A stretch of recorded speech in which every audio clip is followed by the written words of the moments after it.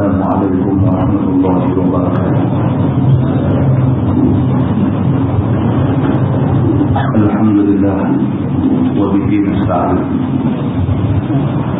أشهد أن لا إله إلا الله وحده لا شريك له، وأشهد أن سيدنا محمدا عبده ورسوله، ونصلي ونسلم على هذا النبي الكريم سيد المرسلين وعلى آله وصحبه أجمعين. أما بعد، أيها المؤمنون اتقوا الله، أوصيكم وإياي بتقوى الله، فقد فاز المتقون. Muslimin dan muslimat, mudah-mudahan dirahmati Allah Subhanahu wa taala. Di dalam sebuah hadis riwayat daripada An-Nu'man bin Bashir radhiyallahu anhu, kata dia, anna abahu ata bihi Rasulullah sallallahu alaihi wasallam faqala inni nahaltu bani hadha ghulaman kana li. فقال رسول الله صلى الله عليه وسلم أكل ولدك نحلته مثل هذا؟ فقال لا. فقال رسول الله صلى الله عليه وسلم فأرجعه. وفي رواية فقال رسول الله صلى الله عليه وسلم أفعلت هذا بولدك كلهم؟ قال لا. قال النبي صلى الله عليه وسلم اتقوا الله واعدلوا في أولادكم. فرجع أبي فرد تلك الصدقة. وفي رواية فقال رسول الله صلى الله عليه وسلم يا بشير ألك ولد سوى هذا؟ قال نعم. قال النبي صلى الله عليه وسلم أكلكم وهبت له مثل هذا؟ قال لا. قال رسول الله صلى الله عليه وسلم فلا تشهدني إذا، فإني لا أشهد على جور. وفي رواية لا تشهدني على جوار. وفي رواية أشهد على هذا غير. ثم قال النبي صلى الله عليه وسلم أيسرك أن يكون إليك في البر سواء؟ قال بلى. قال النبي صلى الله عليه وسلم فلا إذا، أو كما قال، hadis muttafaqun alaih. Seorang sahabat Nabi yang bernama An-Nu'man bin Bashir radhiyallahu anhu, dia menceritakan, kata Nu'man, bapa dia telah bawa dia jumpa Nabi sallallahu alaihi wasallam. Ini seorang sahabat, nama dia An-Nu'man bin Bashir. Nu'man kata bapa dia bawa dia di rumah Nabi sallallahu alaihi wasallam. Bila sampai di depan Nabi, bapa dia kata dekat Nabi, bapa dia kata, inni nahaltu bani hadha ghulaman kana bi. Bapa dia kata, sesungguhnya aku telah bagi satu orang khadam kepada anak aku yang ni. Pak dia ni Bashir ni orang kaya. Pak dia ada khadam, ada orang suruhan. Pak dia pergi depan Nabi. Pak dia kata, saya ada satu orang khadam, saya bagi khadam tu dekat anak saya hak ni, anak saya Nu'man, saya bagi ke dia khadam tu. Nabi SAW bila dengar dia ni kata dia ada bagi satu khadam pada anak dia, Nabi tanya dia. Nabi kata, akulla waladika nahaltahu mithla hadha? Nabi kata, adakah kepada tiap-tiap orang anak kamu bagi tiap seorang khadam? Nabi kata, ada apa orang mana? Adakah tiap-tiap orang anak kamu ni kamu bagi khadam dekat mereka? Qala la. Jawab Bashir ni, dia kata tak lah. Saya bagi khadam dekat anak ni seorang aja. Anak lain saya tak bagi. Faqala Nabi sallallahu alaihi wasallam, Nabi kata fa'arji'hu. Nabi kata kalau begitu tarik balik pemberian kamu. Itu hadisnya. Makna dia Nabi sallallahu alaihi wasallam nak supaya kita berlaku adil. Bukan kepada orang, kepada anak kita sendiri kita kena berlaku adil. Kalau anak sendiri pun kena berlaku adil, dekat orang lebih lagi kita kena berlaku adil. Bashir pergi jumpa Nabi, dia kata dekat Nabi, ya Rasulullah, saya ada seorang khadam dan khadam tu saya bagi ke anak saya hak ni, Nu'man. Nabi kata anak lain bagi ke tak? Dia kata ke anak lain tak bagi. Nabi kata kalau begitu tarik balik apa yang kamu bagi. Daripada hadis ni dapat kita faham bahawa sebagai seorang bapa, seorang mak, kalau nak bagi apa-apa ke anak, biarlah secara adil. Kalau dengan anak pun kena berlaku adil, apatah lagi dengan orang lain yang bukan anak, kita lebih-lebih lagi kena berlaku adil. Dia kata wafi riwayah, dalam satu riwayat lain, dalam satu hadis lain, dia kata faqala Rasulullah sallallahu alaihi wasallam, afa'alta hadza biwaladika kullihim? Bila dia main habaq dekat Nabi, kata dia bagi khadam dekat anak dia hak nama Nu'man ni, Nabi kata, adakah kamu buat serupa macam ni juga kepada anak kamu hak lain? Qala la. Dia kata dah, dekat anak lain saya tak bagi, saya bagi dekat Nu'man saja. Qala Nabi sallallahu alaihi wasallam, Nabi kata dekat dia, ittaqullah wa'dilu fi auladikum. Nabi kata takutlah kepada Allah dan berlaku adillah kepada anak-anak kamu. Hadis yang kedua pula dia kata Nabi SAW pesan pula dekat bapa yang bagi pilih-pilih anak. Anak ada 5 orang, hak seorang ni dia sayang lebih. Banyak benda dia bagi kat hak seorang ni, hak 4 lagi dia tak bagi. Ataupun kalau bagi pun tak serupa macam hak dia bagi kat seorang. Nabi SAW pesan dekat bapa yang macam ni, Nabi kata ittaqullah, takutlah kepada Allah. Makna dia apa? Makna dia tidak berlaku adil kepada anak-anak itu salah. Maka Nabi kata ittaqullah, Nabi kata takutlah kepada Allah. Wa'dilu fi auladikum, Nabi kata berlaku adillah kepada anak-anak kamu. Faraja'a abi, dalam hadis ni pula dia kata Bashir terus balik ke rumah selepas Nabi pesan dekat dia macam tu. Nabi kata ittaqullah, hendaklah kamu takut kepada Allah. Wa'dilu baina auladikum, berlaku adillah kepada anak-anak kamu. Lepas Nabi kata macam tu, faraja'a abi, Nu'man kata bapa aku pun terus balik. Faradda tilka sadaqah, dan bapa aku ambil balik benda hak dia sedekahkan dekat aku tadi. Ini tuan-tuan, yang kata sahabat Nabi ni, Nabi tegur, Nabi bagi nasihat sekali aja, turut terus. Ni yang kata sahabat Nabi ni. Wa fi riwayah, dia kata dalam satu hadis lain pula, dia kata faqala Rasulullah sallallahu alaihi wasallam, ya Bashir, alaka waladun siwa hadha. Dalam hadis lain pula kata, bila Bashir bawa anak dia di depan Nabi, bagi tahu dekat Nabi, kata dia ada bagi seorang khadam pada anak dia hak ni. Nabi kata dekat dia, ya Bashir, Nabi kata wahai Bashir, alaka waladun siwa hadha, hang ada dak anak lain pada hak ni? Lain pada Nu'man ni ada lagi dak anak lain? Qala na'am, jawab Bashir ni ada, saya ada lagi anak lain. Kata Nabi, akullahum wahabta lahu mithla hadha, adakah dekat anak-anak lain pun kamu bagi khadam macam kamu bagi dekat Nu'man ni juga?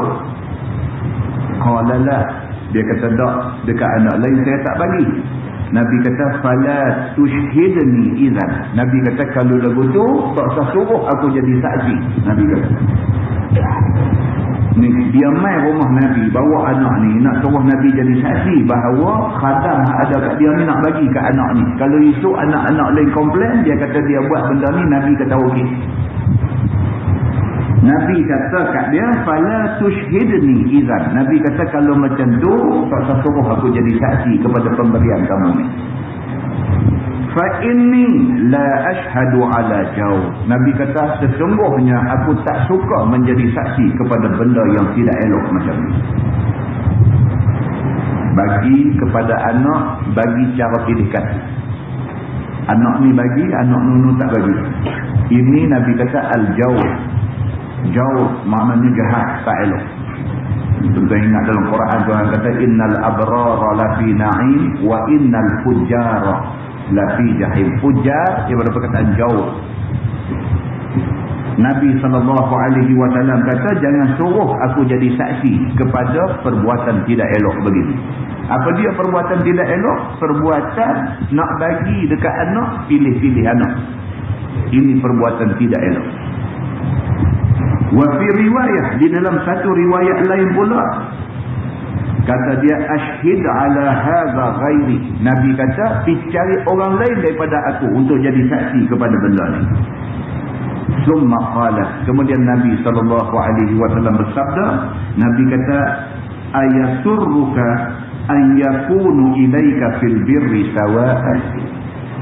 Nabi kata aku nak tanya kamu Bashir, kamu suka ke tak kalau sekiranya anak-anak kamu berbuat baik kepada kamu? Nabi tanya dia, wahai Bashir, kamu suka tak kalau semua anak kamu buat baik pada kamu? Kalau kamu ada 5 orang anak, 5 anak buat baik dekat kamu, kamu suka tak kalau buat macam tu? Kalau anak kamu ke-5 sekali buat baik dekat kamu, kamu suka ke tak? Qala bala, dia kata tentu. Tentulah kalau saya ada 5 orang anak, 5 anak buat baik ke saya sukalah. Qala Nabi SAW, Nabi kata fala idzan. Nabi kata kalau macam tu jangan kamu buat kerja pilih kasih ini. Kamu buat kerja pilih kasih macam ni, kamu tak akan dapat kasih sayang daripada semua anak kamu. Anak hak dapat ni aja akan tunjuk sayang kamu, hak tak dapat dia simpan dendam dekat kamu. Hadis itu hadis sahih, muttafaqun alaih. Sepakat semua ulama hadis mengatakan itu hadis sahih. Tuan-tuan yang dirahmati Allah sekalian, daripada hadis ini dapat kita faham bahawa Islam adalah agama yang mau supaya kita berlaku adil. Adil dalam Islam ialah meletakkan sesuatu kena pada tempat dia. Kita letakkan sesuatu kena pada tempat dia. Kalau kita letak benda tu kena pada tempat dia, kita adil. Kita memastikan berlaku sama rata dalam pemberian pada anak-anak, itu adil. Kerana itu semua anak-anak sayang kita. Nabi SAW sebut dalam sebuah hadis dia, Nabi kata sawu baina auladikum fil atiyah. Nabi kata samakanlah di kalangan anak-anak kamu fil atiyah, dalam soal pemberian. Kamu nak bagi apa pun, biarlah anak-anak rasa puas hati dengan apa yang kamu bagi. Kerana dengan menjaga perkara-perkara ini, kamu akan dapat satu hidup yang sejahtera insya-Allah. Mudah-mudahan mukadimah itu memberi manfaat kepada kita semua insya-Allah. Kita menggunakan Bahrul Mazi jilid 17.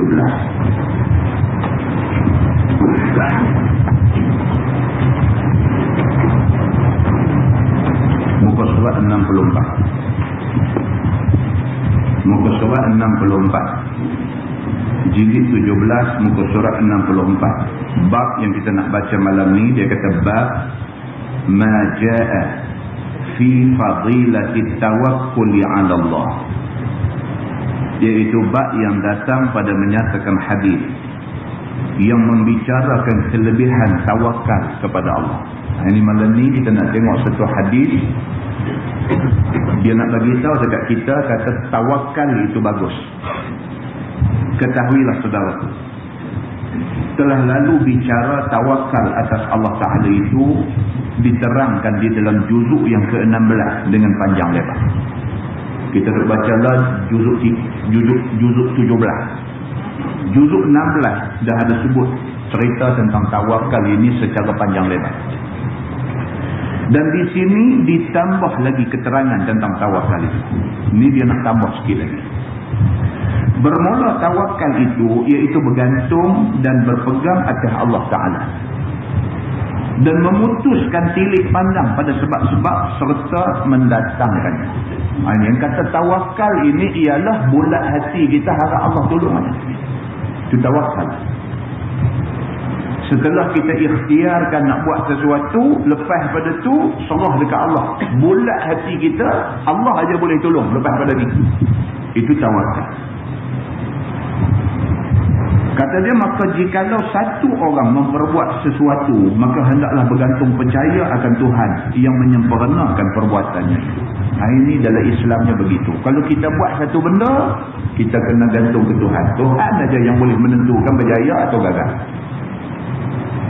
Kalau kita start satu meniaga, satu bisnes, kita start satu meniaga, kita dah usaha, kita dah ikhtiar, kita dah terai buat yang terbaik kita boleh buat. Lepas pada tu, nak jadi ke tak jadi ke meniaga kita ni, Allah punya benda. Serah kat Tuhan. Apa juga benda kita buat, kalau ditakdirkan kita sakit, kita dah usaha berikhtiar, sedaya upaya, cuba berubat dan sebagainya. Lebih pada tu, kalau nak boleh baik tu Allah punya kerja. Manusia, kalau dia faham benda ni, dia tak akan jadi manusia yang kecewa. Kalau dia faham benda ni. Dia dah buat sekadar yang dia boleh. Dia dah serai, dah cuba sekadar yang dia mampu. Kalau lepas tu tak berjaya juga, dia terima. Yang ni adalah ketentuan Allah. Dia tak akan kecewa. Tapi manusia yang berkecewa ni ialah manusia yang dia tidak rasa Allah Subhanahu Wa Taala sebagai penentu akhir kepada dia. Berjaya ataupun tidak ni Allah punya kerja. Dia tak percaya yang tu. Bila tak percaya, dia kecewa. Dan dia kata menyampaikan kepada kehendaknya, ini kerja Allah. Bukannya dirinya dan usahanya yang memberi bekas kepada menyempurnakan dan kepada menyampaikan kepada kehendaknya itu. Apa yang kita buat tak bagi bekas. Yang tu kita kena yakin. Kita buat apa pun tak memberi bekas. Hak memberi bekas tu Allah Subhanahu Wa Taala. Kita boleh buat je. Tak mestinya anak kita yang baca buku kuat di rumah ni berjaya. Tak mesti. Kerana baca buku kuat itu bukanlah penentu kejayaan. Tetapi itu usaha. Yang menentukan berjaya Allah Subhanahu Wa Taala. Jadi kalau kita suruh anak kita baca dan depan mata kita tengok dia baca. Bila keputusan periksa keluar tak elok, jangan dabuh dengan pelepahnya. Kita kena tahu bahawa ini ketentuan Allah Subhanahu Wa Taala. Begitu. Maka jikalau seorang itu tidak percaya dan tidak memulangkan hal dirinya kepada Tuhan, maka tiadalah ia bertawakal kepada Tuhan sebenarnya. Kalau sekiranya dia tak pulang balik dekat Tuhan, dia duk kata aku dah pulang dah, aku yakin benar dia boleh berjaya, maknanya dia tidak ada tawakal dalam diri dia. Kalau dalam ideologi lah ni, anak-anak kita lah ni mengaji, dia mengaji tentang ideologi, tentang ism, dia panggil ISM tu ism, nationalism kan, secularism. Ism ni ada satu hak jenis macam ni, dia panggil humanism. Maksudnya satu orang yang berpegang kepada ideologi, semua berasaskan kepada human, kepada manusia. Kalau kita usaha gigih, kita pasti berjaya. Tak boleh cakap macam tu. Itu orang humanism, dia panggil. Kalau kita usaha gigih, kita tentu berjaya. Tak boleh cakap macam tu. Salah dalam agama. Dia kena kata kita kena usaha gigih. Mudah-mudahan Allah bantu kita untuk berjaya. Dia kena cakap macam tu. Orang yang bercakap kata kalau kita tekun, kita tentu dapat apa yang kita cari.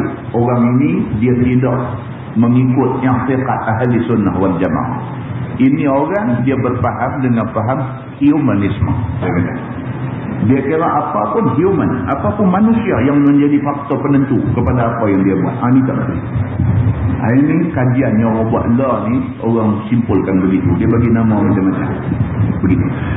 Dengan kerana itu, dikatakan ulama, bermula tawakal itu setengah daripada lawazim bagi iman. Jadi, ulama kata, tawakal ini adalah salah satu daripada kewajipan bagi iman. Kalau orang tu beriman, dia antara syarat dia ni orang beriman, dia mesti ada sifat tawakal. Begitu. Maka dia kata bernafi iman dengan sebab ternafinya. Orang yang tidak ada tawakal tidak ada iman. Itu maksudnya. Begitu. Kerana iman itu ialah mengesahkan Allah. Ini yang kata iman. Bagi kita apa pun lah sekali Allah. Lah sekali Allah. Nak bagi jadi apa pun Allah. Nak bagi menang, nak bagi kalah, nak bagi untung, nak bagi rugi, nak bagi sihat, nak bagi sakit, lah sekali Allah Subhanahu wa ta'ala. Begitu. Maka barang siapa bergantung atas lain daripada Allah, seperti bergantung dan percaya ke atas usaha dirinya dan lainnya, nescaya tiada mengesahkan Tuhan pada hakikatnya. Orang yang duk bergantung pada lain pada Allah, sebenarnya dia tak mengesahkan Allah. Begitu.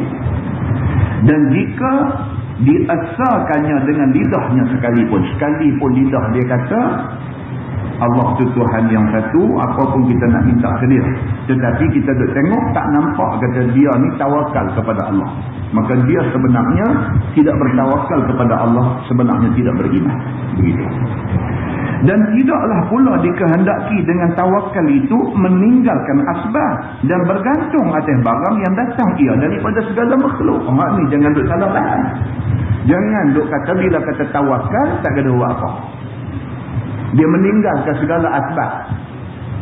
Sahabat Nabi biasa buat macam ni. Mengaji ke Nabi, Nabi duk habaq tentang tawakal. Fa iza azamta fatawakkal 'ala Allah, apabila kamu berazam kuat maka bertawakal kepada Allah. Dia pun kira tawakal sungguh. Sampai di masjid berhenti unta tu pakai tinggal begitu aja naik atas masjid sembahyang. Nabi kata ni unta kan? Dia kata unta saya. Nabi kata ajak awak biar begitu. Dia kata aku tawakal pada Allah. Dia kata hanya ni mengaji tak habis. Dia dengar keras dia baliklah. Ataupun dia mai dekat nak habis dah. Jadi dia tak dengar penuh, dia tak tahu cerita sepenuhnya, dia faham lagu cara dia nak faham. Maka dia ingat tawakal ni lagu tu lah. Tawakal ni makna kita serah bulat-bulat pada Tuhan.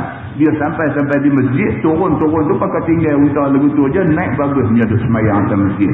Nabi panggil dia, unta siapa ni? Dia kata aku. Nabi kata, tambat dia, kemudian bertawakal kepada Allah. Nabi kata.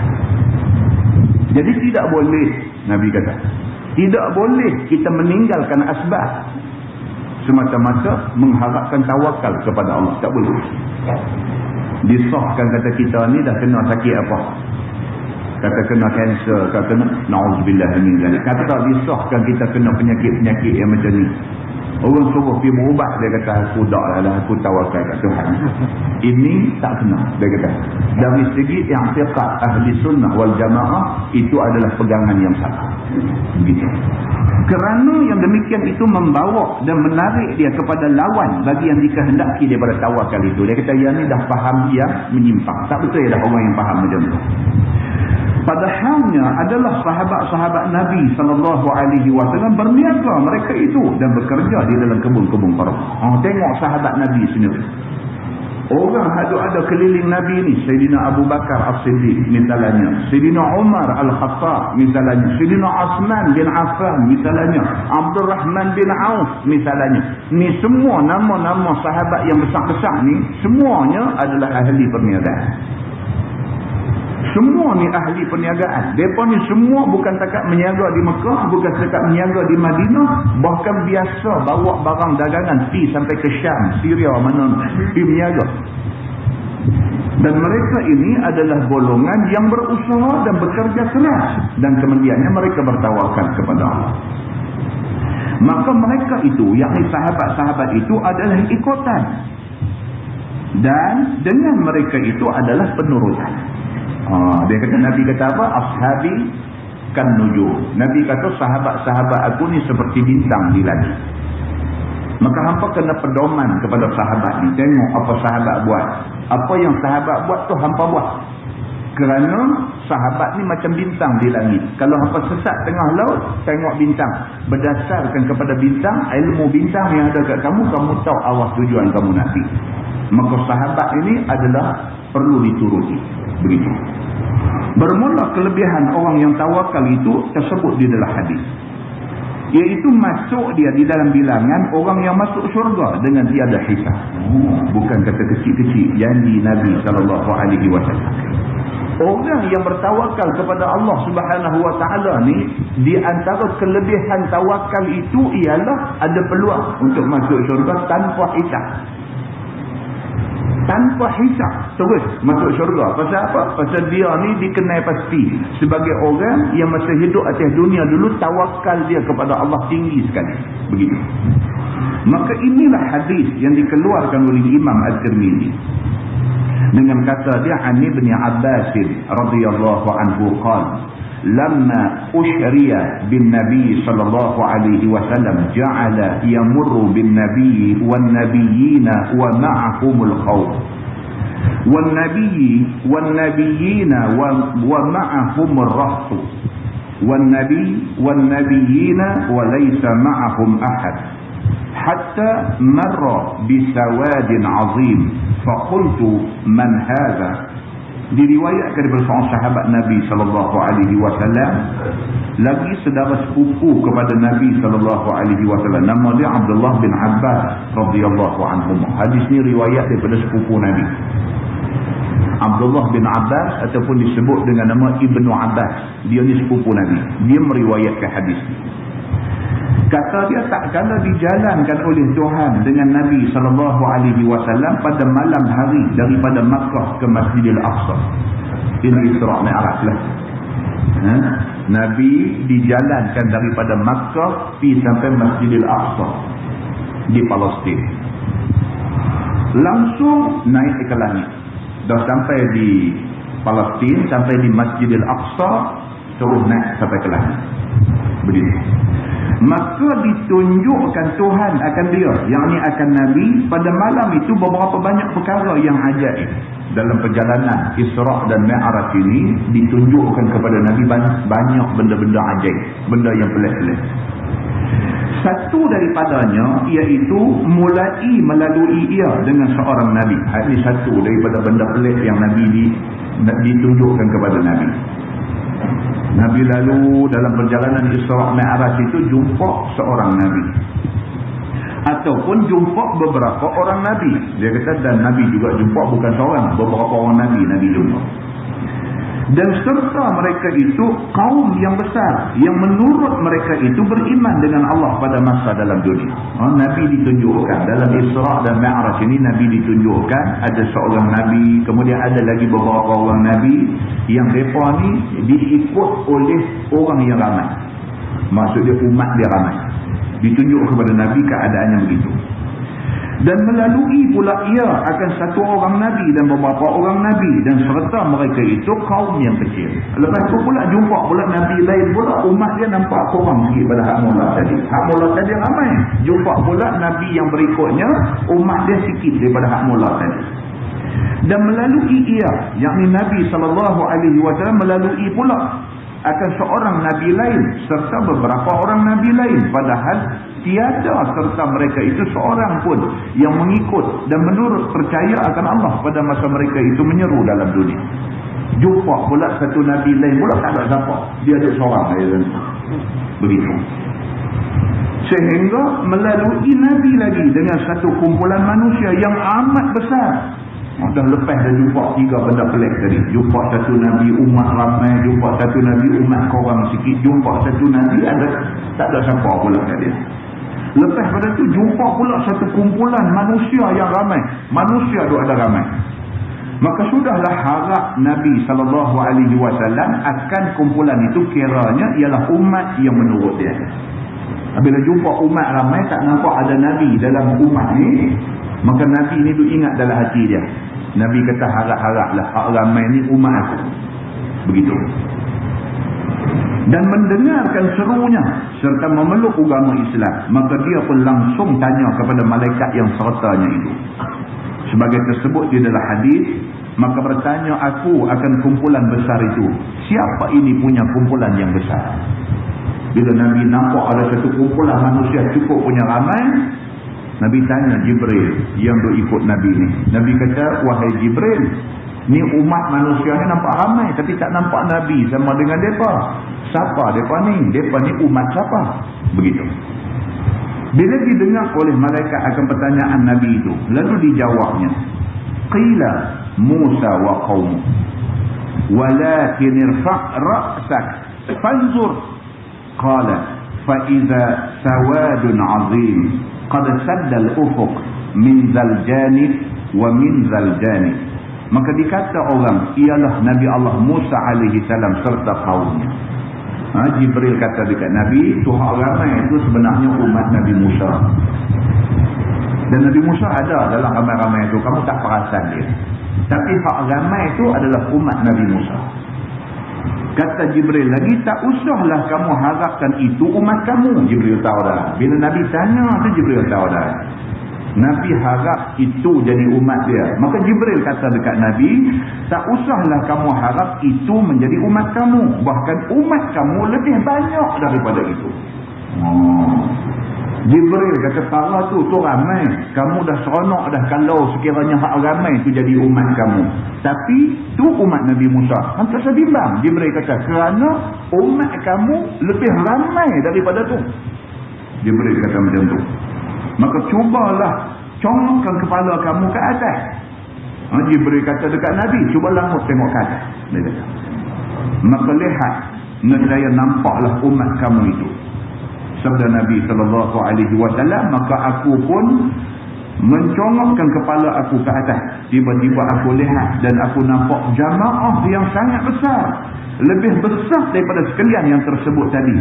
Sesungguhnya mengatupkan tepi langit daripada ini pihak dan daripada ini pihak. Nabi kata langut-langut naik ke atas, nampak manusia punya ramai. Allah tunjuk dekat Nabi keadaannya begitu. Langut-langut naik ke atas langit ni, nampak manusia ni bukan sikit punya ramai. Daripada ujung langit balik sana sampai ujung langit balik sini, penuh dengan manusia. Jibril kata, itu umat kamu. Jibril kata macam tu. Maka bila sudah dilihat Nabi SAW yang demikian itu, maka malaikat pun berkhabar kepada Nabi. Faqila haula'i ummatuk wa siwa haula'i min ummatik 70,000 yadkhuluna al-jannata bighairi hisab. Kata Jibril kepada Nabi SAW, sekalian itu adalah umat kamu semua. Jibril kata ni, yang nampak daripada balik sana sampai balik sini, timur ke barat, mana mata tengok semua nampak tu, itu umat kamu. Dan ada lain daripada sekalian ini, daripada umat kamu, bilangannya 70,000 orang lebih. Masuk mereka itu syurga dengan tiada hisab. Jibril kata pula dekat Nabi, ni macam ni punya ramai. Daripada ramai ni ada 70,000 daripada umat kamu. Mereka ni esok akan masuk syurga terus secara ekspres, masuk syurga tanpa hisab. Jibril kata macam tu dekat Nabi. Apakala habis sahaja cakap Nabi berkhabar kepada sahabat-sahabatnya segala yang tersebut di atas itu. Ini hadis ni berlaku selepas Isra' Mi'raj. Bila Nabi balik dari Isra' Mi'raj, Nabi cerita hadis ni dekat sahabat. Bila sampai cerita Nabi dekat situ, sampai takat kata ada 70,000 orang daripada umat aku akan berpeluang masuk syurga tanpa hisab. Bila Nabi sampaikan tu, maka Nabi pun langsung masuk rumah dia. Nabi cerita sampai cakap tu, Nabi bangkit masuk ke rumah. Rumah dia sebelah masjid aja. Bangkit terus balik rumah. Maka itulah kata rawi, fadakhala walam yas'aluhu walam yufassir lahum. Maka masuklah Nabi SAW ke rumahnya. Maka tiada bertanya sahabat-sahabat kepada Nabi, siapakah orang yang masuk syurga dengan tiada hisab itu? Dan tiada pula Nabi mentafsirkan kepada mereka itu akan sabdanya itu. Nabi berhenti tentu, Nabi bangkit balik. Jadi sahabat ni ditinggal dalam keadaan tak selesai cerita. Nabi kata ada 70,000 orang daripada sahabat aku esok ni, daripada umat aku esok ni akan masuk syurga tanpa hisab. Orang macam mana? 70,000 ni dia kira macam mana? Adakah dikira dari orang hak mula masuk Islam sampai ke angka 70,000 masuk Islam ke? Ataupun 70,000 hak dapat masuk syurga tanpa hisab ini orang yang ada sifat-sifat dia, ada syarat-syarat kan? Nabi tak cerita, Nabi tidak tafsirkan golongan 70,000 tu golongan macam mana. Nabi tak sebut. Nabi habis bangkit terus balik dalam rumah. Jadi sahabat-sahabat pun nak duduk tahan, Nabi tahan, kurang adab. Maka sahabat pun jadi tinggal dalam keadaan siapa 70,000 ni kita masuk kadang macam mana cerita ni dan sebagainya. Jadi tak selesai cerita tu begitu. Maka sudahlah mereka itu datang iskal. Iskal ni maksudnya muskil. Sudah jadi confused. Sudah jadi ni macam mana ni keliruan ni. Kita ni masuk kadang-kadang jadi macam tu. Lalu mereka itu pun muzakarah sama-sama mereka. Bila dah tak jelas apa yang Nabi bagi tahu ni, mereka pun sama mereka pakat duduk bersembang tu. Yang ni berambil faham dan mengambil reti akan sabda Nabi tadi. Jadi masing-masing pakat duduk agak lah. Begitu. Dan bertanya setengahnya bagi setengah. Siapa orang yang akan masuk syurga 70,000 dengan tiada hisab itu? Jadi dia ni tanya apa ni, kau ni tanya apa ni, agak siapa 70,000 tu? Dia ni kata, ya aku pun tak tahu nak agak, hang pula ingat macam mana. Jadi pakat duk sembang macam tu. Faqalu nahnu hum wa qala qailun hum abna'una allazina wulidu 'ala al-fitrah wal islam. Maka jawab setengah mereka itu bagi setengahnya, kita lah mereka itu. Dia kata Nabi tak abang, tapi tak ada orang lain nampak kita. Ini yang banyak lah jenis macam ni. Macam kita lah jenis macam ni. Jenis dia berasa kita ni tak faham. Aku dah lemah dengan buat-buat tu. Dia tu berasa dia tak faham. Ini penyakit sebenarnya. Berasa selamat ni penyakit sebenarnya. Perasaan selamat tu sebenarnya boleh membinasakan kita. Orang yang dia rasa dia dah okey, dia tak apa, dia selamat, orang macam ni dia tak akan ada usaha nak tingkat diri dah. Tak ada. Dia kira dia okey dah.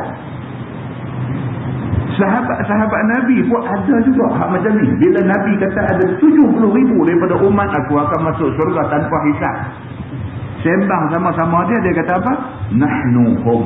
Dia kata kita lah. Nabi kata 70 tu tentu lah. Kita ni tentu masuk kota ni.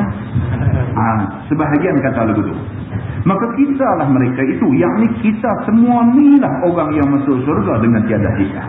Dia kata lagu tu. Maka dijawab oleh sekalian yang berkata-kata itu. Bukannya kita.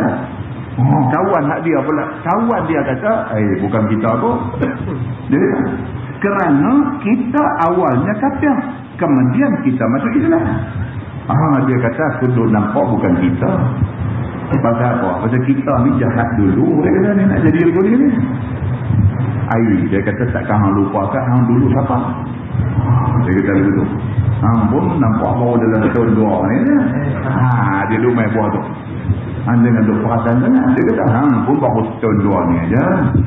Dulu lepas bekas kerak orang baik. Dia kata begitu. Hanya dengan duk perasaan dengan setahun 2 berubah ni hang ni kira jamin dah surga nak kita. Dia kata dia kata kita ni nak boleh jadi Islam macam lah ni, kita ni dulu kafir. Nabi Muhammad Nabi bawa Islam baru kita masuk Islam. Arak kita balas dah dulu ni. Zina hari-hari kita dulu ni. Judi ni permainan kita. Dia kata ni baru masuk Islam, baru beberapa hari kita masuk Islam, takkan kita nak masuk surga tanpa hisab. Sebahagian kata begitu. Maka dia hisab lagi kita. Dia kata tentu kita kena hisab, bukan sikit benda kita buat dulu. Takkan Tuhan pakai nak kira habis begitu aja. Dia kata. Bahkan gamaknya orang-orang yang masuk syurga dengan tiada hisab itu ialah anak-anak dan cucu-cucu kita. Yang diperanakkan mereka itu atas semula jadinya Islam. Dia kata kudu nampak golongan 70,000 dapat masuk syurga tanpa hisab ni latih anak-anak kita. Pasal apa? Pasal kita masuk Islam, lepas tu kita dapat anak kita ni keluar-keluar main Islam. Mereka ni nampak lebih layak masuk Islam daripada kita. Kita ni aku bila duk ingat-ingat balik aku lemas begitu. Ni sahabat seorang kata, yakni telah diperanak mereka itu beragama Islam daripada mula jadinya, kerana mereka itu anak kita dan kita semua orang Islam, maka mereka itulah orang yang masuk syurga dengan tiada hisab. Dia kata aku duk nampak bukan kita, tapi lapis anak dan lapis cucu kita dan keturunan kita lah yang nak masuk dalam kota 70,000 tadi. Begitu kata Ibnu Abbas. Fa kharaja an-nabiy sallallahu alaihi wasallam faqala humul ladzina la yaktawuna wa la yastarquna wa la yatathayyaruna wa ala rabbihim yatawakkalun. Dalam hal yang demikian itu, maksudnya tengah hang duk kata lagu ni, aku kata lagu ni, aku bagi pendapat lagu ni, kau ni balas balik macam ni dan sebagainya, tengah daripada bercakap ni, maka keluar Nabi SAW dan didengar oleh Nabi akan cakap mereka itu. Tengah duk lawan kata ni, dia ni bagi pendapat ni, Nabi keluar, Nabi dan dengar daripada bersembah. Maka Nabi kata, maka dengar perkataan mereka itu yang berselisihan dan berlainan pendapat itu. Bila didengar oleh Nabi akan yang demikian, lalu bersabda Nabi, bermula orang yang masuk syurga dengan tiada hisab itu, iaitulah orang yang tiada berubat mereka itu dengan selang, dan serta tidak i'tiqadkan tidak senang sakit itu lain daripada selang. Selar ini dalam bahasa Arabnya dia sebut tadi yaktawun. Ni berubat orang pakai besi panas ni, dia panggil selar. Bakar besi panas, cucuk orang. Dalam masyarakat Arab dulu, dia berubat orang cara tu. Dia ambil besi panas macam kita lah, bakar tungku aja. Tungku bagi panas, kita pijak tungku dengan besi kaki kita. Orang dulu dia bakar besi panas, kemudian dia cucuk besi panas masuk dalam badan. Itu salah satu daripada cara pengubatan orang dulu. Dia berubat dengan besi panas dan dia berkeyakinan kalau baik kerana besi panas ni. Siapa-siapa yang ada beriktikad macam tu, dia ni tak dapat masuk dalam kumpulan 70,000. Orang yang beriktikad mengatakan kita berusaha berikhtiar, tetapi kalau nak baik ni Allah bagi, orang ni ada peluang untuk masuk di dalam kota 70,000. Itu maksudnya. Dan tiada berubat dengan jampi atau tiada minta jampi sebagai jampi orang jahiliah. Orang yang ada harapan untuk masuk kota 70,000 orang masuk syurga tanpa hisab adalah orang-orang yang keduanya dia tidak terlibat dengan cerita berubat jampi-jampi jahiliah. Jampi jahiliah maksudnya bukan jampi guna ayat Quran. Dia guna macam-macam. Dia sebut benda bukan-bukan ni berkat apa nama panglima hitam lah, dengan berkat kacik Fatimah lah, dengan macam-macam tuan-tuan. Kalau tuan-tuan rajin tidur pasang telinga dengar ada bunyi ni cukup pelik. Tapi yang tu dia nanti bunyi pelan sikit. A'udzubillah minasyaitanir rajim. Bismillahirrahmanirrahim. Wa ilahukum. Apa semua dengar lagi. Lepas tu hujung tu dia bunyi kacik, lagi bunyi Fatimah, lagi bunyi panglima hitam. Tu dia tak nak bagi kita dengar. Ini dia panggil jampi jahiliyah. Islam tak bagi jampi benda-benda macam ni. Duk seru-seru yang bukan ni tak boleh. Tak boleh. Orang yang terlibat dengan jampi-jampi jahiliyah ni tidak akan masuk kota 70,000, masuk syurga tanpa hisab. Begitu. Adapun jampi dengan Quran dan menggunakan nama Allah dan seumpama dengannya, maka ia itu tidak mengapa. Itu dia abang pun. Kalau guna Quran macam Abu Sa'id Al-Khudri, kita dah cerita dah. Abu Sa'id Al-Khudri ketika dia dengan beberapa orang sahabat ni musafir dalam satu perjalanan, singgah di tengah padang pasir berkemah. Tak jauh dengan kawasan mereka berkemah ni ada sekumpulan Arab Badui ni, golongan nomad yang berpindah randah ni, duduk tak jauh daripada tempat mereka berkemah. Nak jadi cerita malam tu, ketua mereka ni, ketua Badui ni kena ketip menakang bisa. Sakit sampai menggelupuk-lupuk, tak tahu nak buat macam mana. Mereka pun keluar cari pun ada siapa-siapa boleh berubat ketua mereka yang kena ketip menakang bisa ni. Mai ke tempat perkemahan sahabat-sahabat Nabi. Mereka tanya, siapa di kalangan kamu semua yang boleh jampi orang sakit? Sahabat semua senyap. Tiba-tiba Abu Sa'id Al-Khudri, dia kata, aku boleh. Dia kata, Bila dia kata aku boleh, sahabat lain ni semua apa kat tengok kat dia? Bomoh orang yang ramai. Tak bagi tahu pun. Haji Lubul. Dia kata aku boleh. Dan kemudiannya dia dibawa pergi sampai di sana, dia nampak dia baca sesuatu, lepas tu dia embus. Dia embus di tempat sakit tu, dia sapu dengan izin Allah Subhanahu Wa Taala. Ketua Badui dibangkit duduk elok, hilang sakit. Dan orang kata putih tak ubah. Jadi begitu, bangkit duduk elok. Terkejut habis buat berdiri ni, dia apa kat tengok dia, Arab berdiri, ketua Arab berdiri terlampau seronok sebab sakit dia boleh hilang dengan tiba-tiba. Dia bagi 2 ekor kambing kepada Abu Sa'id Al-Khudri. Dia kata, "Noh, aku bagi kat kamu kambing ni." Dia pun tuntun nak balik kambing ni sampai di tempat kemah sahabat-sahabatnya. Sampai-sampai dia pun tanya, "Ni kambing main mana?" Dia kata, "Dia patut bagi." Pasal apa dia bagi? Dia kata, "Aku pergi, Alhamdulillah." Dia kata ketua dia pun sehat seperti sedia balik. Maka sebagai tanda terima kasih, dia pun bagi kambing ni 2 ekor. Dia bertanya dia, "Hang buat macam mana?" Abu Sa'id Al-Khudri kata, "Aku tak nak buat apa. Aku cuma baca Ummul Kitab." Dia kata, baca Fatihah saja. Aku baca Fatihah saja. Kemudian aku buat tempat yang kata kena ketik menatang ni. Aku pun tak tahu. Allah izinkan dia baik. Dia kata. Dia kata, "Tak apalah kalau macam tu. Lah, kita sembelih kambing ni dulu." Ini hadis tuan-tuan. Ini hadis. Bukan riwayat yang karut-karut. Ini hadis sahih. Tuan-tuan boleh dapatkan hadis ini di dalam Sahih Muslim boleh ada. Dan tuan-tuan boleh buka muqaddimah. Apa nama kitab tafsir Ibnu Katsir. Di bawah tafsir Suratul Fatihah. Ada hadis ini. Dia kata nanti tak ada. Dia kata. Dan sebenarnya aku pun tidak pasti. Dia kata. Boleh tak boleh kita makan hasil daripada ni? Jadi jangan dulu. Dia kata agak lebih baik kita balik dulu sampai di Madinah, kita bagi tahu ke Nabi, cerita benda ni pada awal sampai habis. Dengar Nabi kata boleh tak boleh. Lepas tu nak makan apa kita buat. Dia pun kata okey.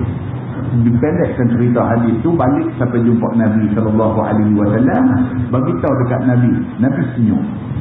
Nabi cuma senyum. Lepas tu Nabi kata, maka apa hak mereka bagi tu hak kamu. Nabi kata, kalau kamu sudi, bagi sepak kat aku. Itu hadis dia begitu. Jadi bukanlah nak menunjuk kata Nabi ini satu macam punya duk cukai orang, duk pau orang punya. Tak pada. Tapi hadis itu sebenarnya hikmah di sebalik Nabi minta kambing itu seekor, ialah nak mengukuhkan hukum harus ambil duit yang orang bagi kerana tolong orang. Ulama dia tengok dari sudut tu. Orang nakal dia tengok dari sudut lain. Dia beza dia di situ. Ulama dia tengok dari sudut tu, dari sudut harus mengambil upah tu. Bukan cakap harus. Nabi kata okey, hang boleh ambil. Nabi kata kalau hang bagi kat aku saja. Menunjuk kata memang halal pemberian orang. Begitu. Jadi itu ceritanya tentang yang berlaku pada zaman Nabi SAW. Jadi Abu Sa'id Al-Khudri dia menggunakan Ummul Kitab untuk nak menjangki ubat sakit yang kena kepada orang. Maka itu dibenarkan sabit daripada keterangan hadis yang sahih. Begitu. Dan orang yang tiada tengok untung dengan burung dan seumpamanya. Orang yang nak masuk dalam kuota 70,000 masuk syurga tanpa hisab adalah orang yang tidak percaya kepada burung. Dalam bahasa hadis tadi dia kata wala yatasayyarun. Tayrun, tuyur makna dia burung. Tayr itu makna dia burung. Yatasayyarun maksudnya orang yang ada percaya dengan benda-benda yang sangkut dengan burung. Dan ada dalam masyarakat kita pada kan tidur malam pukul 1 pukul 2 pagi dia dengar bunyi burung. Dia dengar bunyi burung, dia kata kat bini dia. Dia kata aku rasa ada. Itu dia panggil yatasayyarun. Dia percaya dengan sempena burung. Ataupun orang yang dulu ada tuan-tuan. Jenis dia uak dalam tangkap burung turun main nak.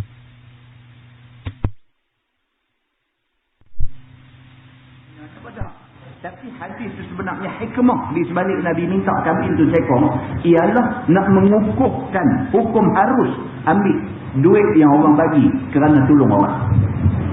Ulama dia tengok dari sudut tu. Orang nakal dia tengok dari sudut lain. Dia beza dari situ. Ulama dia tengok dari sudut tu, dari sudut harus mengambil upah tu. Bukan cakap harus Nabi kata okey hang boleh ambil. Nabi kata kalau hang bagi kat aku kata. Menunjuk kata memang halal pemberian orang. Begitu. Jadi itu ceritanya tentang yang berlaku pada zaman Nabi SAW. Jadi Abu Sa'id Al-Khudri dia menggunakan umul kita untuk nak menjampi ubat sakit yang kena kepada orang. Maka itu dibenarkan sabit daripada keterangan hadis yang sahih. Begitu. Dan orang yang tiada tengok untung dengan burung dan seumpamanya ni. Orang yang nak masuk dalam kota 70,000 masuk syurga tanpa hisab adalah orang yang tidak percaya kepada burung. Dalam bahasa hadis tadi dia kata wala yatasayyarun. Tayrun, tuyur makna dia burung. Tayr itu makna dia burung. Yatasayyarun maksudnya orang yang ada percaya dengan benda-benda yang sangkut dengan burung. Dan ada dalam masyarakat kita ada kan, tidur malam pukul 1 pukul 2 pagi dia dengar bunyi burung. Dia dengar bunyi burung dia kata kat bini dia. Dia kata aku rasa ada. Dia panggil yatasayyarun. Dia percaya dengan sempena burung. Ataupun orang yang dulu ada tuan-tuan. Jenis dia urak dan sangkang burung tu main nak tengok nasib ni. Burung tu jalan jadi gigi satu ambil dia bagi kat tuan dia. Dia pun buka baca. Tak ada nasib tak elok. Semua elok. Kan? Dia tahu kalau tak elok pun dia tak boleh ambil ke dia. Kan? Semua nasib elok. Kan? Ini juga satu bentuk daripada percaya burung. Okay. Mana-mana orang yang terlibat dalam soal tengok nasib, tengok untung baik nasib ini dengan menggunakan burung, ini orang syirik. Mereka tidak ada peluang untuk masuk kota 70,000 yang akan masuk syurga tanpa hisab. Itu Nabi kata. Sebagaimana adat orang dahulu daripada Islam, ini adat jahiliah percaya kepada burung. Dan atas Tuhan mereka itu bertawakal diri mereka itu. Ini orang yang akan masuk kota 70,000 masuk syurga tanpa hisab adalah orang yang bertawakal kepada Allah Tuhan mereka. Yakni menyerahkan diri kepada Allah Ta'ala pada tertib segala musabbabat di atas segala asbab. Ini orang ni. Dia percaya apa yang dia buat ni hanyalah sebab musabab. Hanyalah sebab kepada nak mendapat satu musabab. Dia buat ni usaha ikhtiar saja. Tapi hasil dia bukan usaha yang menentukan. Allah yang menentukan. Orang yang ada keyakinan yang macam ini adalah orang yang ada peluang untuk masuk syurga tanpa hisab. Nabi kata begitu. Ataupun meninggal mereka itu akan minta jampi dan tengok untung dan juga bersalah. Ataupun orang yang tinggal benda-benda yang disebut sebagai tak elok tadi. Dan telah berkata jumhur ulama, berhasil nama tawakal itu iaitu percayakan dengan janji Allah. Itu juga tawakal. Dia percaya dengan janji Tuhan. Banyaklah dalam Quran Tuhan janji kalau buat baik akan dibalas pahala. Dia percaya. Maka dia buat baik sungguh-sungguh. Pasal apa yang dia sungguh-sungguh buat baik? Pasal dia yakin Tuhan dah janji siapa buat baik akan dapat pahala. Dia buat baik. Begitu. Dan yakin dia bahawasanya qada Allah itu berlaku ya. Dan tiada meninggalkan menurut akan sunnah. Dan dia yakin apa yang berlaku ini adalah hasil daripada qada dan qadar Tuhan. Dia yakin. Dia yakin apa juga kena kat dia. Dia yakin apa juga yang menimpa dia ini takdir Tuhan. Dan dia tak akan bantah takdir Tuhan. Kita tengok banyaklah. Semalam saya sebut di Masjid Ikan Batu. Semalam banyaklah takdir Tuhan ni kan. Kadang-kadang kita tak boleh fikir dengan akal. Kita tak boleh fikir. Tuhan tentu macam tu. Kita tak boleh fikir. Satu orang suami isteri kan. Orang kaya. Dua-dua suami isteri kaya. Bila tahu kata isteri ni mula mengandung. Mula hamil. Mula mengandung. Punya jaga ni. Bini tak tahu buat kerja apa. Lepas tu bagi bini makan ni benda-benda yang elok-elok. Pastikan semua elok-elok.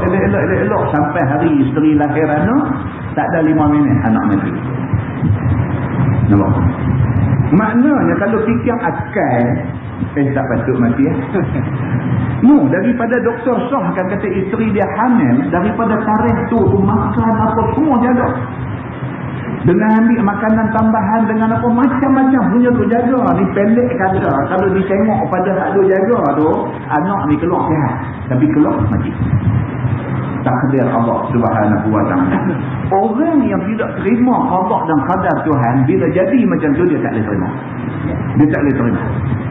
Dia kata macam mana ni? Dia kata kita dah jaga elok, kita dah buat dah semua boleh jadi macam ni. Dia mula nak komplain.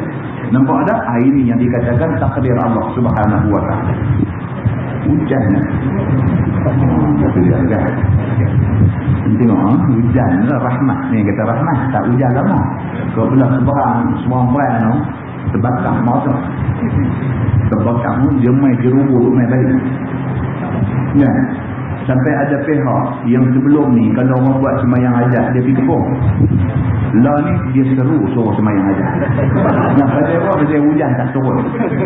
Malam ni Tuhan buat main hujan. Tengok ini yang dikatakan rahmat.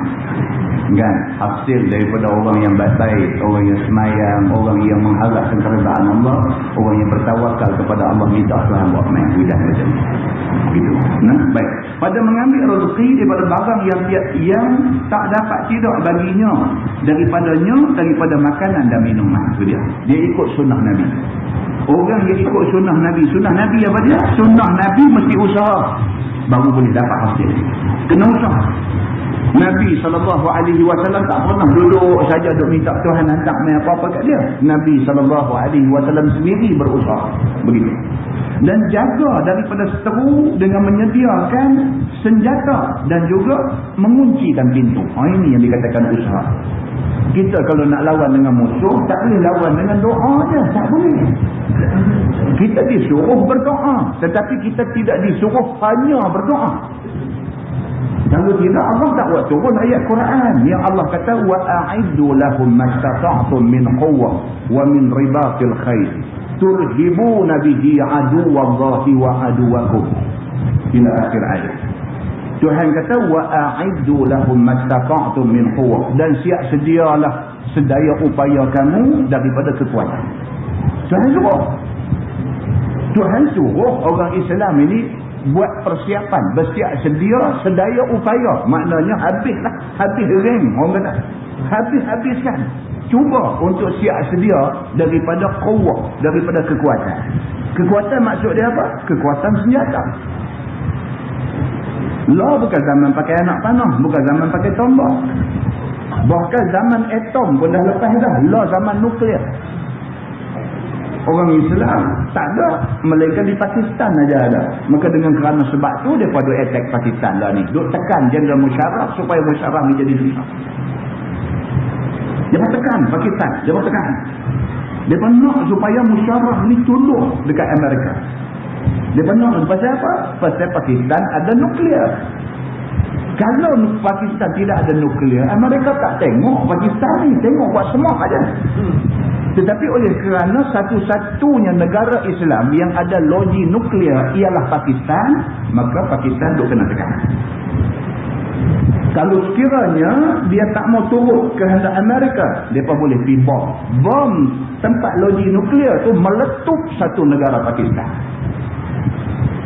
So Musharraf dalam keadaan dia susah. Dia susah. Dia nak tunjuk dia lawan Amerika, sebagai ganti dia nyawa rakyat dia. Dia turut, sebahagian rakyat dia marahkan dia. Musharraf diletak dalam keadaan yang macam tu. Satu aja negara Islam yang ada nuklear, yang menyambut seruan Allah dalam ayat tadi, suruh siap sedia kekuatan ni, satu aja negara Islam yang ada nuklear ditekan sebegitu rupa. Ini keadaan di peringkat antara bangsanya begitu. Muslimin dan muslimat yang dirahmati Allah sekalian, menyediakan kekuatan senjata, kekuatan ekonomi, kekuatan macam-macam ni adalah tuntutan agama. Begitu. Dan dia kata contoh yang kecil ialah mengunci pintu. Itu juga usaha. Itu juga usaha. Nak tidur kunci pintu dulu. Bukan kunci satu je. Buat 2-3 selak lagi. Bawah, tengah, atas, ke mana bubuh selak lagi banyak. Nah, sahabat saya buka kedai mas di Pulau Pinang.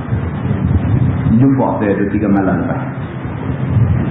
Kebetulan kita baca tajuk ni. Tajuk kata tak boleh kita pergi terlibat dengan benda-benda jenis sihir, jenis apa ni, tak boleh. Dan kita baca tafsir Quran, cerita tentang asal usul ilmu sihir. Asal sihir ni main dari mana? Kita baca dalam tafsir, dia cerita riwayat tentang asal usul sihir. Kemudian jelas daripada ayat tu dia kata sihir ni haram. belajar dengan tujuan nak beramal ataupun beramal sihir adalah haram. Bahkan Nabi kata ijtanibus sab'al mubiqat, hendaklah kamu jauhi 7 benda yang boleh membinasakan. Sahabat kata apa benda tu? Nabi kata asyirku billah was-sihru, syirik kepada Allah, dan yang keduanya sihir. Jadi sebut tu habis dia tanya. Dia kata ustaz ni nak tanya pasal sihir ni. Dia kata saya ni ada kedai mas. Lebih kurang dalam 2 bulan lepas ada orang masuk kedai mas saya dan dia buka. Budak-budak kerja saya buka semua, laci-laci apa ni semua buka, tarik tray bawa keluar, ambil emas kita lomboh lagi dalam macam ni. Sebab di kedai ada kamera tu, dia ambil gambar, dia kata dan yang saja nak habaq kat ustaz lah, dia kata yang buat di Arab. Kita duk ingat Indonesia tu je. Arab pun ada juga part time di sini buat macam tu. Dia kata ustaz boleh tengok lah. Dia kata saya dah bagi dekat polis dah 1 kopi. Dia kata saya pun ada boleh tengok lah. Memang Arab. Memang Arab. Jadi pukau lah. Cara tu pukau. Dia masuk pergi tu. Dia masuk pergi budak-budak kita tulis. Dia bagi salam tuan-tuan. Ini orang jahat pun lah dia. Dia bagi salam. Jawab tu jawab bodoh. Buka, dia kata tarik ni semua, ambil bubuh, dia pun keluar dengan aman, tak ada masalah apa. Dia pun ni duduk tinggal dia terbodoh sekian lama. Jadi saya pun dah lepas kejadian tu, saya pun nak buat apa lagi dah. Saya duduk mengaji ni, duduk dengar cerita dia, tempat mengadu Tuhan ya. Tiap-tiap malam dia kata saya bangun tengah malam, saya sembahyang tahajud, saya sembahyang hajat. Sembahyang hajat minta supaya kalau boleh Allah kembalikan barang-barang tu banyak. Dia kata cukup 40 malam saya buat. Dia kata ada satu orang telefon mai, dia tanya nak balik tak barang. Tanya dulu. Saya terkejut. Dia boleh tanya soalan nak balik tak barang tu. Saya terkejut lah. Soalan tu bagi terkejut dah satu. Saya tanya ni siapa? Dia kata tak apalah, ambil nombor telefon saya apa pun. Dia kata ambil nombor telefon saya. Kalau nak, dia kata mai jumpa saya. Saya boleh tolong ikhtiarkan untuk nak dapat balik barang tu. Makna bukan kawan yang curi itulah. Dia boleh tolong ikhtiarkan untuk dapat balik. Dia kata ambil nombor telefon ni. Jadi dia kata dah beberapa hari dah. Dia kata saya tu ingat nak pergi takut pada. Jadi satu malam ni ustaz pula pergi baca bab ni. Saya nak tanya dia kata macam mana, boleh tak saya pergi jumpa orang ni kan? Saya pun kata kat dia, saya kata nak pergi boleh, tapi pergi bagi ramai sikit. Pokok ni pergi pukau dengan hang pula, jadi pasal pula kita pun tak tahu kawan tu tak baik. Tak baik jenis cakap dalam telefon. Jadi kita ni disuruh beringat pergi bagi ramai sikit. Bila sampai di sana, tengok dia dulu. Tengok dia atas bawah dulu. Tengok agak makan cekak ke tak? Bukan makan cekak ke mana. Tengok agak kita rasa selesa tak dengan dia. Pun nampak muka ada yang semayang, nampak orang bagus. Yang ketiga, tanya dia. Dia nak buat lagu mana? Kalau dia terang cara dia nak buat tu, cara tak salah dari segi agama, Masya Allah. Jalan. Tapi kalau dia tu abang kata dia mau kain kuning, mau palai tadi, mau ayam tonggek, mau lagu. Ada duk main lagu tu, kata tak apa, nanti saya balik bincang dengan isteri saya dulu. Kata balik tu, ma'assalamah, tu tapi lah. Tapi untuk anak peringkat mula ni, pergi dulu, pergi tengok dulu. Kita baik sangka dulu. Tak dia nak tolong sungguh dan dia orang baik-baik sungguh. Pergi dulu. Kata dia. Itu betul. Ini cerita dalam masyarakat kita ni, apa pun kena usaha ikhtiarkan yang terbaik dulu. Kunci, buat macam-macam dulu rumah kita ni apa semua buat dulu, usahakan dulu, dan lepas tu tawakal kepada Allah. Dia kata. Tetapi serta demikian itu tiada sedar hatinya dan tiada sejahtera dengan hatinya itu kepada asbab. Bahkan beriktikad pula ia akan tiada mendatangkan faedah dan tiada menolak akan mudarat. Bahkan sebab dan musabab itu perbuatannya dan sekaliannya itu dengan kehendak Allah. Dia kata walaupun dah usaha, kunci pintu, pasang geril dan sebagainya, macam-macam dah usaha, tapi jangan rasa selamat lagi. Itu baru usaha. Lebih pada tu serah dekat Allah. hati lah sekali mau gantung dekat Tuhan juga. Selamat tak selamat rumah tangga aku ni, elok tak elok keadaan aku ni, bergantung kepada Allah. Allah pelihara, selamat. Yang ni mau kunci kejap-kejap dalam hati. Dia kata, yang ni kena. Tiada Tuhan melainkan dia. Yang ni kita mahu ingat. Begitu. Dia kata. Maka apabila jatuh daripada seseorang itu bersandar kepada sebab, nescaya cacat dia pada tawakal. Dia kata kalau kita duk berasa kemas dah, setakat yang ikhtiar kita buat tu kita duk berasa kemas dah. Kalau Tuhan tak tolong pun aku tak apa dah. Bila duk ingat lagu tu, cacat. Dia kata, iman orang ni dah jadi cacat. Tak boleh. Kita kok mana pun lah sekali gantung dekat Allah juga. Dia kena macam tu. Baik. Faqama Ukashah ibnu Mihsan. Faqala ana minhum ya Rasulullah. Qala na'am. Summa qama akhar. Faqala ana minhum. Qala sabaqaka Ukashah. Bila dengar saja oleh sahabat Nabi akan sabda Nabi yang demikian itu, maka bangun seorang daripada sahabat Nabi yang bernama Ukashah bin Mihsan. Lalu kata dia kepada Nabi, adakah hamba termasuk daripada bilangan setengah orang yang masuk syurga dengan tiada hisab itu ya Rasulullah? Dia tak boleh. Sebab Nabi kata, di kalangan umat aku ni ada 70,000 orang yang akan dapat peluang masuk syurga tanpa hisab. Ukashah ni salah seorang sahabat Nabi, nama dia Ukashah. Dia bila dengar lagu ni duduk tak apa nak bilang. Duk kira nak tanya Nabi.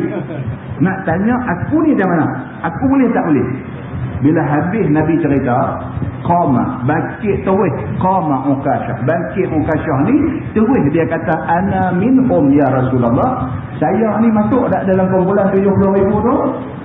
Jadi orang putih kata over excited. Over excited. Dia excited sangat. Dia excited ni nak kata apa? Dia tak boleh sabar lah. Dia ini mau tanya abang ni saya kata. Dengar ni senang. Bila dia kata okey tu cantik, aku balik tidur pun dia nak lah. Dia terus tanya. Tak ada orang lain nak tanya apa. Dia terus bangkit-bangkit. Ana minhum ya Rasulullah. Aku ni masuk tak dalam 70,000 tu ya Rasulullah? Dia tanya Nabi begitu. Maka dijawab oleh Nabi SAW akan pertanyaan Ukashah tadi dengan sabdanya, bahkan engkau seorang daripada mereka itu. Allah. Yang ni yang kata soalan cepu mas. Soalan cepu mas. Memang dia boleh mas semua. Dia tanya ana minhum ya Rasulullah. Aku salah seorang daripada 70,000. Nabi jawab kat dia, Nabi kata, hang salah seorang. Allahu Akbar, lembut lutut tuan-tuan. Ya. Kemudian daripada itu bangun seorang lagi. Ini tak boleh jadi. Takkan orang kacau saja. Maka tak kala mendengar akan jawab Nabi yang demikian itu. Seraya katanya bila dia dengar Nabi jawab dekat orang kacau, hang salah seorang yang masuk dalam 70,000. Tok Syekh ni terus bangkit. Dia kata, adakah hamba ini seorang daripada jumlah yang masuk syurga dengan tiada hisab itu ya Rasulullah? Dia pun tanya macam tu juga. Dia kata, aku macam mana? Dia tanya begitu. Maka dijawab Nabi dengan sabdanya, telah dahulu akan dikau oleh Ukashah. Nabi kata, nampak tak ada lah. Pasal apa Ukashah dapat dah peluang. Allahu Akbar. Dia nak jadi tu. Dia nak jadi. Kan? Jadi dia bangkit-bangkit tanya Nabi kata, nampak tak upaya tolong.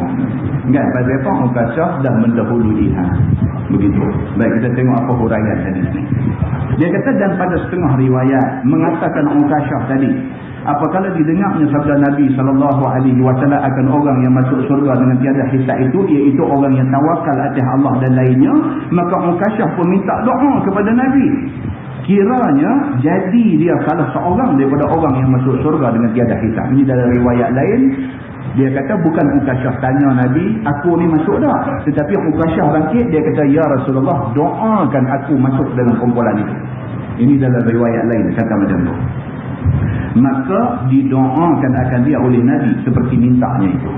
Bila dia minta Nabi doa, dia masuk dalam kumpulan 70,000 masuk syurga tanpa hisab. Nabi terus angkat tangan minta, ya Allah, jadikanlah Ukasyah ni salah seorang daripada kumpulan 70,000 yang akan dapat masuk syurga tanpa hisab. Bila didengar oleh orang yang lain, lalu bangun minta didoakan pula. Hak seorang lagi bangkit, dia kata, ya Allah, doa aku sama. Jangan Ukasyah saja, doa aku sama, dia kata. Maka jawab Nabi telah mendahului akan dikau oleh Ukasyah.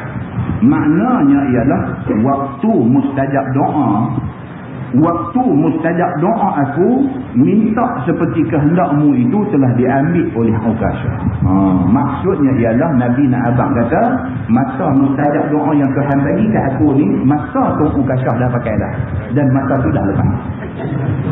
Dan tu pernah jumpa hadis cerita masa mustajab doa masa hari Jumaat. Dia macam tu.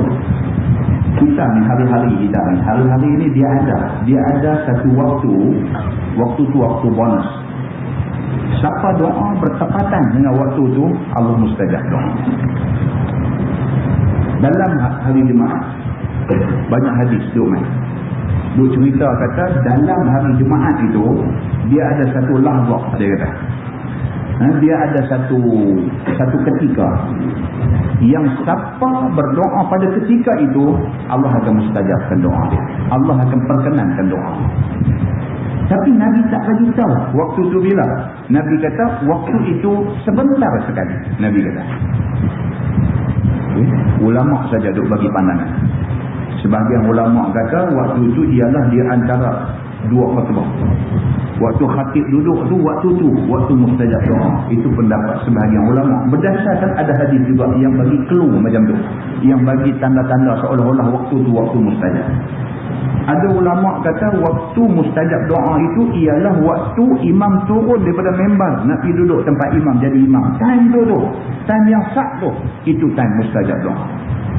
Ada sebahagian ulama kata bila lepas waktu asar hari Jumaat menghampiri waktu maghrib, itu time mustajab doa. Jadi dia ada banyak. Yang pentingnya apa? Hari Jumaat mau duk kuat doa. Yang pentingnya hari Jumaat mau duk kuat doa. Pasal apa? Pasal dalam hari Jumaat tu dia ada waktu yang mustajab doa.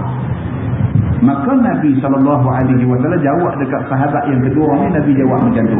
Time mustajab doa yang Tuhan bagi kat aku tu, aku dah minta untuk Ukasyah. Dan kamu minta, time tu dah lepas. Nabi kata, tak boleh tolong. Nabi kata macam tu. Maka minta kamu jadi satu orang daripada orang yang masuk syurga dengan tiada hisab itu telah terkeluar daripada waktu mustajabnya. Kalau begitu, mana-mana waktu boleh aku mintakan. Nabi kata tak apalah, tengoklah bila-bila aku minta lagi. Nabi dah pergi esok tadi. Dan Nabi kata tak apalah, tengoklah bila-bila pula waktu mustajab doa aku minta untuk kamu sekali. Dan kata setengah ulama, sebab pun Nabi jawab dengan sabdanya sabab orang Ukasyah itu kerana ia mau menutup mulut semua. Ada setengah ulama buat andaian. Nabi jawab dekat kawahan nombor 2 ni. Tadi Ukasyah, dia orang mula, dia kata aku macam mana ya Rasulullah, tolong doa dekat aku supaya aku masuk dalam kumpulan tu. Nabi doa untuk dia. Bila Nabi doa untuk dia, kawan dia dah rasa dia pun nak sama. Kawan yang kedua pula kata, ya Rasulullah, doa untuk aku sama. Nabi potong orang cepat-cepat. Macam apa? Kalau tak potong semua tak lagi. Kalau tak potong tak lagi, semua pergi pegang doa angkat tangan, dia anggap pasal apa? Pasal nak suruh doa. Dia nak duduk karang nama mereka ni seorang-seorang nak minta. Jadi sebahagian ulama kata Nabi potong cakap ni semua kerana apa? Kerana nak menutup mulut semua orang. Supaya tak lagi tak semua orang buat kelangkaman. Jangan bertanya lagi seperti soalan Ukasyah tadi.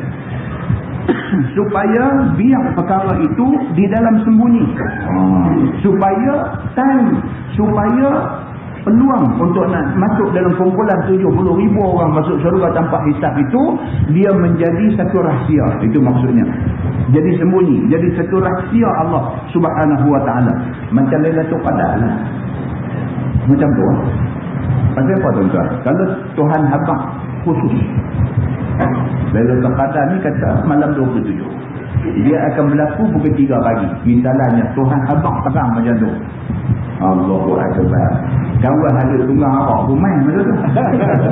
Malam 27 pukul 3 pagi dia apa satu macam yang duk sila sekali dengan geng yang memang duk main selalu ni. Dia ni pun ada ke tak? Tak ada. Dia tak ada Lailatul Qadar malam tu. Jadi rahsia Allah Subhanahu Wa Taala tak beritahu bila malam Lailatul Qadar itu ialah supaya semua orang duk cari masa tu. Cari dalam keadaan tak tahu ni, maka dia kena istiqamah. Dia kena macam tu aja daripada awal puasa sampai habis puasa. Dia kena sentiasa bersemangat dalam melakukan ibadat. Orang yang boleh tahan sebulan melakukan ibadat dengan penuh semangat ni, insya-Allah Allah bagi dekat dia satu malam Lailatul Qadar. Begitu. Yang ni supaya tiap-tiap sahabat itu biar tidak ada siapa tahu adakah ia daripada orang yang masuk syurga dengan tiada hisab ataupun masuk syurga dengan hisab. Itu tujuan dia, supaya semua orang tak tahu sama ada dia ni dapat tak dapat peluang yang macam tu. Kerana jikalau dia khabarkannya akan orang-orang itu masuk syurga mereka itu dengan tiada hisab, dan orang ini masuk syurga dengan hisab, maka orang yang masuk syurga dengan hisab itu bila mendengarkannya maka jadi patah hatinya atau sebagainya. Jadi bila Nabi beritahu okey 1, 2, 3, 4, 5, 6, 7 dah bilang hampa 20 orang hampa okey masuk syurga tanpa hisab. Ni hak lain ni hak Nabi tak tunjuk ni rasa macam mana? Dia rasa macam mana? Dia kata apa Nabi ni dia? Aku pun duk main setiap malam juga aku dah ada. Dia kata Tuhan tu dia kata Nabi pilih tu dia tu pun tahu dia mula dah jadi tak elok dah di kalangan sahabat. Jadi tak elok. Jadi itu rahsia, itu hikmah di sebalik Nabi potong awal-awal cakap ni. Orang kasar seorang okey. Itu pun orang kasar ni pun bukan kata kecil anak, bukan kata kawan kelang kabut baru main tarido dah. Orang kasar ni memang sahabat yang istiqamah dengan perjuangan Islam dengan Nabi sallallahu alaihi wasallam. Maka Nabi bagi kat dia seorang tu memang kena orang dia. Memang kena orang dia. Maka hak lain ni saja Nabi potong. Dia kata. Maka dengan jawab Nabi yang demikian itu, jadilah ia yahtamil ahli itu atau bukan ahli. Nabi biar ke sahabat-sahabat ni tak tahu dia masuk ke tak dalam kota tu. Cuma Nabi kata siapa nak masuk dalam kota 70,000 masuk syurga tanpa hisab, dia kena pastikan hak Nabi sebut tadi, hak mana hak tak boleh tu jangan buat. Mudah-mudahan dengan kesungguhan kamu duk buat tu, Allah bagi dekat kamu peluang untuk masuk dalam kota 70,000 masuk syurga tanpa hisab. Dan kata At-Tirmizi bermula ini hadis hasan lagi sahih. Dan pada bab ini ada riwayat daripada Ibni Mas'ud dan Abi Hurairah. Wallahu a'lam. Lepas ini kita masuk bab baru, dia kata bab ma jaa fi wasfi ahli syar. Ini bab ni. Ini bab kita kena dengar. Dia kata itu bab yang menyatakan hadis yang mensifatkan orang-orang jahat. Kan? Kita kena dengar hadis-hadis macam ni. Bila kita dengar hadis macam ni, kita muhasabah diri kita. Ada tak ada sifat-sifat yang Nabi kata sifat orang jahat ni dalam diri kita? Kalau ada, buang. Sifat tu buang. Tak, kita tak boleh nafi lah. Kita ni manusia kok mana pun ada buat silap. Jadi kalau kesilapan tu kita dah buat dan kita sedar dan kita menyesal dan kita bertaubat dan kita minta ampun kepada Allah, tidak ada siapa boleh halang Allah daripada ampun kita. Dia macam tu. Jadi kita tengok hadis yang kita nak baca ni, ada tak ada sifat-sifat tidak elok, sifat-sifat orang jahat seperti yang disebut oleh Nabi sallallahu alaihi wasallam di dalam hadis Allah.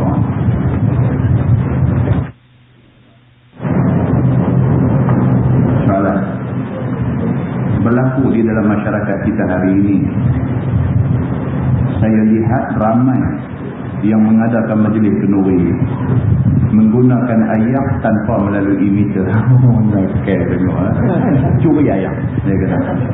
Persoalannya adalah, adakah menjadi satu dosa bagi tetamu yang menghadiri majlis tersebut? Minta Ustaz tolong jelaskan hal ini. Pencuri dosa lah. Pencuri. Maknanya tuan rumah lah. Kalau dia buat kenduri dan dia mengarahkan supaya curi ayam. Dan dia pergi buka. Sebelum minta tu dia buka, dia cari ayam mereka tu. Dia curi. Pencuri memang berdosa.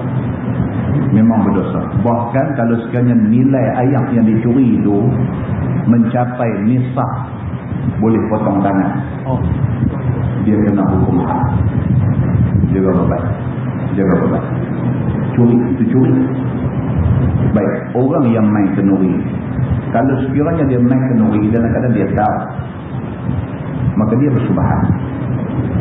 Tapi kalau sekali dia pergi, dia makan kenduri kerana dijemput dan dia tak tahu. Dia tak tahu yang suri yang apa, dia tak tahu. Dia tidak berdosa. Dia tidak berdosa. Jadi nasihat kita ialah satu, tuan-tuan. Nasihat kita janganlah jangan curi lah. Betul lah kan? Jangan curi lah. Jangan tak baik lah. Curi ni kok mana pun tak baik. Kok mana pun tak baik. Kalau siapa main tolong kata baik lah. Tak boleh. Curi ni adalah benda salah. Bahkan mencuri barang orang kafir pun salah. Dia cerita dulu. Tak buat benda-benda macam ni. Soalan. Saya keliru dengan dua perkara. Minta Ustaz jelaskan. Yang pertama, hadis maudhu' ataupun hadis palsu. Ada orang kata kita tak boleh berhujah, tetapi kita boleh pakai untuk diri sendiri. Oh dah, dia ni salah faham. Dia salah faham ni tuan-tuan. Dia bermula daripada perkataan tu, perkataan hadis tu, hadis maudhu'. Orang ni bila dia dengar hadis, dia ingat hadis kan?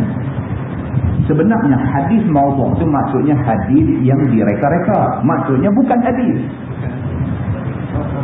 Ya, maksudnya bukan hadis. Hadis maudhu' dalam ilmu mustalah hadis, dia guna perkataan tu, perkataan hadis maudhu'. Dia ada hadis sahih, dia ada hadis hasan, dia ada hadis dhaif, dia ada hadis maudhu'. Hak hadis ni hak tiga ni aja. Hadis sahih, hadis hasan dan hadis dhaif. Ini hadis. Maudhu' ni bukan hadis, tapi digunakan istilah hadis maudhu'. Maksud hadis maudhu' ialah hadis yang direka-reka. Hadis yang direka-reka bukan hadis lah.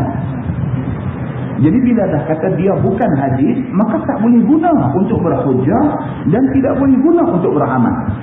Tapi dia bukan hadis. Yang ni kenapa? Ya, yang ni kenapa? Bukan kata kita ada mengaji kelas umumi di masjid ada. Budak-budak mengaji sekolah pondok, ada mengaji sekolah-sekolah agama, dia keliru ni benar ni, dia keliru. Dia dengar hadis maudhu', dia kata hadis. Hadis boleh pakai ke? Ada hadis maudhu' bukan hadis. Maka dia tak boleh pakai. Dan termasuk di dalam hadis maudhu' ialah ada cerita pasal 30 hari puasa, ada 30 fadilah.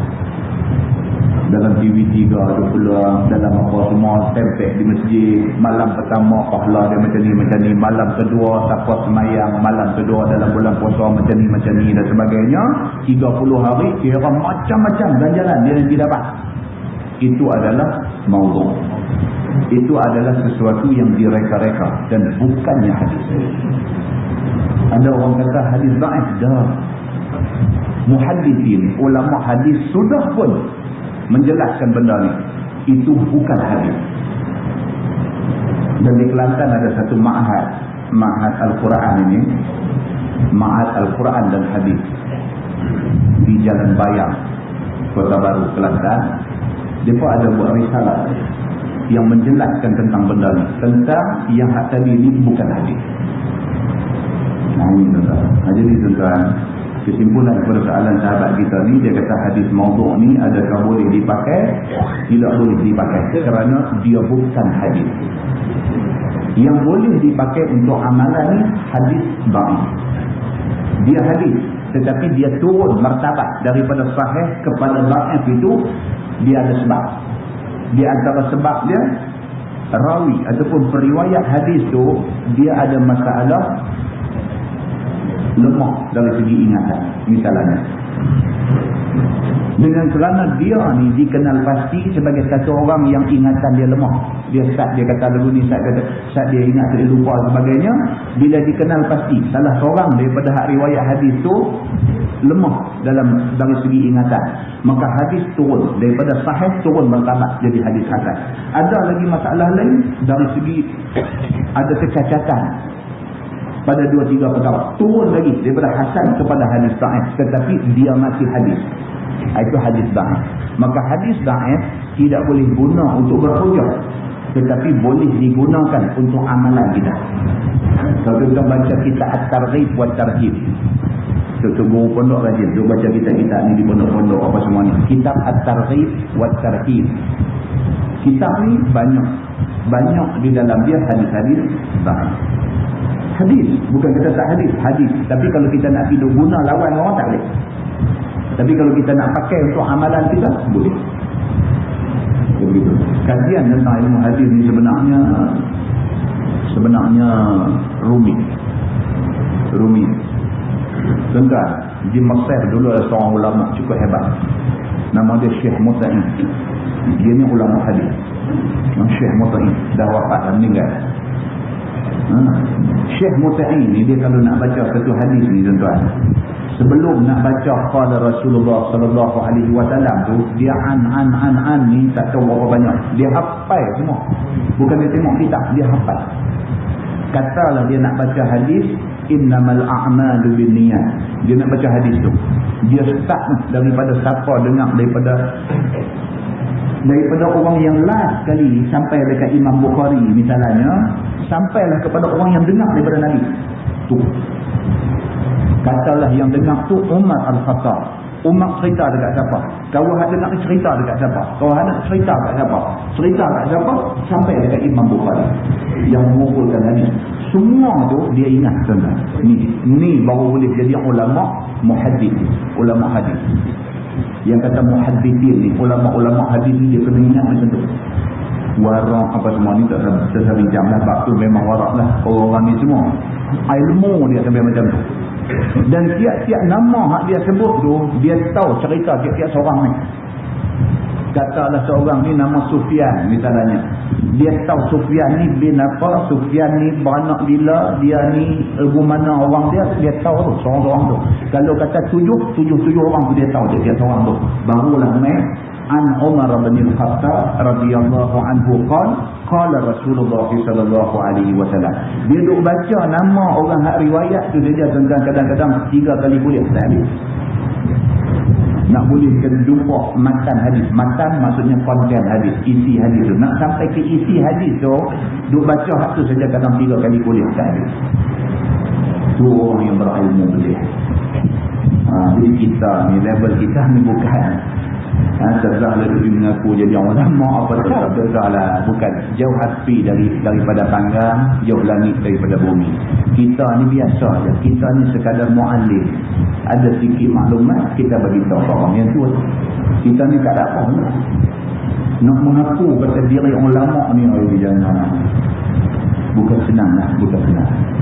Dan hafaz Quran, hadis hafaz sampai ribu-ribu. Warna alim, cakapnya korang, fikir dia tinggi, akhlaknya terpuji, banyak benar. Jadi kita tengok, lebih kita tahu orang yang alim-alim sampai macam ni, kita tahu diri kita tu. Dia macam tu aja. Jadi yang ni kita kena ambil. Yang kedua, dia kata bolehkah pakai kalau hadis palsu? Jadi kita jawab, hadis palsu tak ada pakai. Adakah haji akbar? Soalan kedua. Tahun ini dikhabarkan wukuf jatuh pada hari Jumaat. Ya, wukuf hari Khamis. Dia dah putuskan, kerajaan Saudi dah umumkan wukuf esok. Ni hari ini sahabat-sahabat kita, adik-beradik kita yang pergi ke Mekah buat haji ni kalau malam macam ni lah, mereka dah ada di Padang Arafah. Esok hari Khamis bermulalah wukuf. Lepas masuk waktu Luhur bermula wukuf di Padang Arafah. Jadi wukuf pada hari Khamis. Itu satu. Yang kedua, dah lanjutannya kita habis sekali. Yang kedua, esok hari yang paling cantik untuk puasa. Tuan-tuan, jangan tak puasa. Walaupun sunnah, tapi jangan tak puasa. Itu hari paling cantik untuk puasa. Kalau kita baca hadis tentang kelebihan hari wukuf, kan, kelebihan puasa hari wukuf, Nabi SAW sampai kata, hadis sahih, sampai Nabi kata orang yang puasa pada hari wukuf itu, walaupun kita raya hari Sabtu, sunat puasa bukan pada 9 Zulhijjah kita. Sunat puasa ialah pada hari wukuf. Wukuf tidak berlaku di negeri lain, melainkan hanya berlaku di sana. So sunat puasa pada hari jemaah haji di wukuf di Arafah. Jadi kalau puasa, Nabi kata barang siapa yang puasa sunat pada yaumul Arafah, Nabi kata pada hari Arafah, Allah Subhanahu wa taala akan mengkifaratkan dosa dia yang terdahulu dan dosa dia yang akan datang. Hadis sahih. Baik, ulama hadis menjelaskan yang dimaksudkan dengan mengkifaratkan puasa ialah mengkifaratkan dosa ialah menghapuskan dosa-dosa kecil. Banyak dosa kecil kita, jangan kata dosa kecil je. Banyak tuan-tuan, dosa kecil kita banyak. Buruk sangka orang dosa kecil. Dosa kecil buruk sangka. Dosa kecil. Melihat orang dedah orang, dosa kecil. Dosa kecil. Macam-macam dosa kecil ni kalau nak kalang cukup punya banyak. Kita buat ni hari-hari. Hak tu saja kalau kita accumulate, kalau kita himpun, hak tu pun cukup dah. Cukup dah masuk neraka mendidih otak. Cukup dah. Pasal apa? Pasal Nabi kata serendah-rendah, sekoman-koman azab ahli neraka ialah lahu na'lani wa syarakat. Allah bagi dekat dia sepasang kasut dan 2 utas tali untuk pegang. Bila dia saruk aja kasut tu, dia pegang aja 2 utas tali ni. Yarli min huma dima'u, mendidih otak dalam kepala. Itu serendah-rendah azab bagi orang yang masuk neraka. Orang yang buat dosa kecil masuk neraka. Serendah-rendah azab tu dia sebut macam tu. Boleh terlepas dosa-dosa kecil ni tuan-tuan. Ini satu nikmat, satu anugerah Tuhan nak bagi kat kita. Syarat dia apa? Di antaranya ialah yang dituntut oleh Nabi, yang dituntut oleh agama kita, puasa sunat pada yaum Arafah, pada hari jemaah haji berada di padang Arafah. Tak silap lagi dah, hari itu esok. Pula lagi jatuh pula hukum pada hari Khamis yang sememangnya hari sunat puasa. Kena tak buat rugi sangat tuan-tuan. Dia nak main setahun sekali aja. Nak main setahun sekali aja. Jadi saya pesan diri saya dan saya pesan tuan-tuan semua, kita cuba puasa esok insya-Allah. Kita cuba puasa esok insya-Allah. Jadi dia kata adakah haji akbar? Lepas tu soalan yang berikut tu dia kata dikatakan wukuf jatuh jemaah ni semua tak betul. Baik, persoalan haji akbar ni pula. Haji akbar tuan-tuan boleh baca dalam surah Abang yang ditulis oleh Dr. Abdul Hayy Abdul Syukur. Saya ingat bukan hari Ahad sebelum tu. Bukan Ahad baru lepas ni, Ahad sebelum tu. Dr. Abdul Hayy Abdul Syukur ni dia pensyarah saya dulu. Dia PhD dalam kajian ilmu hadis. Ini Dr. Abdul Hayy Abdul Syukur. Dia PhD di dalam kajian ilmu hadis. Dia kalau mengupas tentang hadis, memang itu bidang dia. Dia ada buat kupasan tentang haji akbar. Kesimpulan kepada apa yang dia tulis sekelas surah Abang tu, haji akbar tidak wujud dalam yang kita faham hari ini. Kita hari ini faham kalau wukuf jatuh hari Jumaat haji akbar. Tak betul. Itu faham yang tidak betul. Dan sememangnya begitu. Tak betul. Haji akbar ni adalah mana-mana orang yang buat haji dan dia jaga diri dia daripada benda-benda tak elok dan sebagainya, dan dia mendapat haji yang mabrur. Haji yang mabrur itu haji akbar. Dia yang bukan semata-mata wukuf jatuh hari Jumaat haji akbar. Bukan macam tu. Haji akbar yang dimaksudkan dalam agama ialah mana-mana orang yang buat haji yang dia boleh pelihara diri dia daripada sebarang benda yang dilarang dalam ibadat haji. Tak ada ingat tak elok, tidak ada buat benda tak elok, tidak ada cakap tak elok, tidak ada semua benda tak elok, tak ada. Dia buat elok dan dia dapat haji mabrur. Orang yang dapat haji mabrur, orang ni dapat haji akbar. Itu kesimpulan dia. Jadi kita kena berbeza balik. Kita duduk dengar lama lah. Haji akbar ni kalau wukuf nak Jumaat, itu sebenarnya adalah fahaman yang hilang. Jadi tuan-tuan boleh rujuk Dr. Abdul Hayy Abdul Syukur, dia ada huraian yang panjang. Tuan-tuan boleh baca. Huraian itu adalah huraian yang ilmiah, yang berdasarkan kepada ilmu, bukan pendapat semata-mata. Wallahualam. Yang baik daripada Allah, yang tak baik silap. Kita tanggung dengan tasbih kafarah dan seluruh